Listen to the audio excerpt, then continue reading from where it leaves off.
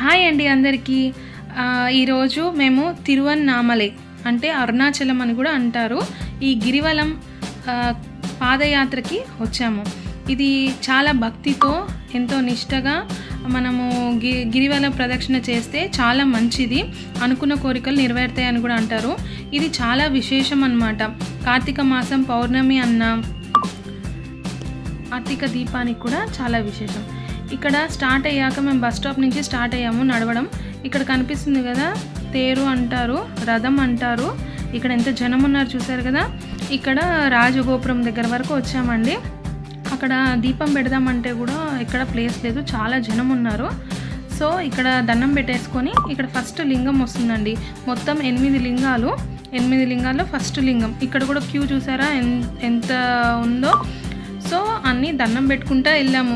Because అన్నీ మనం కొండ చుట్టూ అంతా జరగాలంటే దండం పెట్టుకుంటూ వెళ్ళాము. ఇక్కడ ఒక శివుడు గుడి ఉంది, ఇక్కడ దీపాలు పెట్టేసుకున్నామండి. అందరము, మేము వచ్చిన వాళ్ళందరము హ్యాపీగా దేవుడికి శివుడి ముందు దీపాలు పెట్టుకొని బాగా దండం పెట్టుకొనేసి బయలుదేరామండి.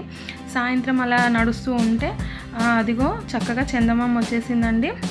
బాగా దండం పెట్టుకున్నాము. ఈ వెన్నెల వెలుగు మన మీద పడితే చాలా మంచిది అంటారు.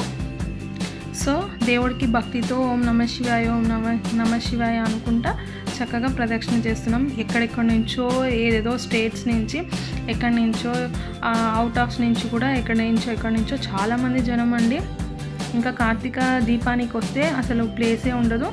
ఇది వచ్చి భూచక్ర గడ్డ అంటారంట. ఇది చాలా రేర్, దొరికినప్పుడు తీసుకొని టేస్ట్ చూస్తే చాలా బాగుంటుంది. ఇలా వెళ్తూ ఉన్నాము, కాలినడకన నడుస్తూనే ఉన్నాము. వస్తూనే ఉంది. 14 కిలోమీటర్స్ అన్నారు మొత్తము. నడుస్తూ ఉన్నాము. ఇక్కడ ఇంకొక టైప్ గడ్డ కూడా దొరికిందండి. ఇది కూడా చాలా రేర్ అంట, చాలా హెల్త్కి మంచిదంట. సరే దేవుని దండం పెట్టుకుంటూ ఇంకేం తినకుండా ఉన్నాం, కానీ అక్కడక్కడ ఇలా ఏదైనా తీసుకున్నాము.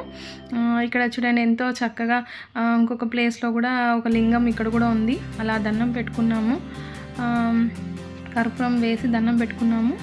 అలా వెళ్తూ ఉన్నామండి.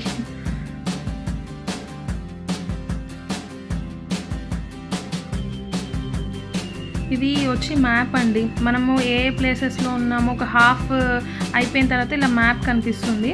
అవి చూసుకుంటూ మనము ఇంకా ఎన్ని కిలోమీటర్స్ ఉంది అనే ఐడియా కూడా వస్తుంది. సో చూసుకుంటూ ఒక లింగం తర్వాత ఒక లింగము అన్నీ ఇట్లా వెళ్తూ ఉన్నామండి. చూడండి ఇంకా నైట్ టైం అయింది. చక్కగా అసలు ఎంత బాగా కనిపిస్తున్నారో కదండి పౌర్ణమి చందమామ మనకి. ఇది వాయులింగం అంట అండి. సో అన్నిటి దగ్గర అట్లా మేము వెళ్తూ ఉంటే ఇక్కడ ఒక రుద్రాక్ష చెట్టే కనిపించిందండి. ఇవన్నీ కూడా రేర్ కదండి మనకు కనబడడం. అది ఒరిజినల్గా చెట్టుకే ఉన్నాయి చూడండి రుద్రాక్షలు. చాలా బాగుంది అసలు. అలా వెళ్తూ ఉంటే ఇంకా నెక్స్ట్ లింగము అంతా కర్పూరం పెట్టేసి దండం పెట్టుకునేసి ఓం నమః శివాయ అని చెప్పుకునేసి బయలుదేరేసామండి మేమైతే. ఇది వచ్చి ఇక్కడ కూడా ఒక చెట్టు కొమ్మల మీద దేవుడు విగ్రహాలు చెక్కారండి. అలా వెళ్తూ ఉన్నాము.